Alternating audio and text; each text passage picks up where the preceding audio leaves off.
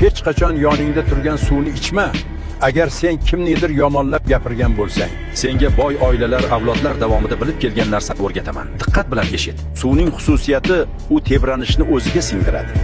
Suv yonida aytilgan har bir so'z o'zida qoladi. Endi tasavvur qil. Sen ovqatga o'tirding.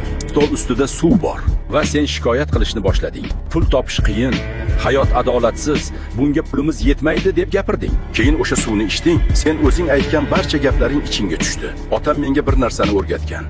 Hech qachon unutmayman. Stol atrofida bitta qoida bor. Ovqat yoki suv turgan paytda yomon gap aytish yo'q, shikoyat yo'q, g'iybat yo'q, hech kimni yomonlash yo'q, hatto o'zingni ham. Shuning uchun keyingi safar ovqatlanishga o'tirsang, stol ustida suv bo'lsa, gaplaringga e'tibor ber. Chunki sen tanangga qanday energiya kirishini hal qilyapsan. Shu sabab boy oilalar stolini bank hisobidan ham ko'proq himoya qiladi. Chunki ular bir narsani tushungan. Masala faqat nima yeyishingda emas. Masala sen yeyotgan narsaning ustida nima gapirilganda.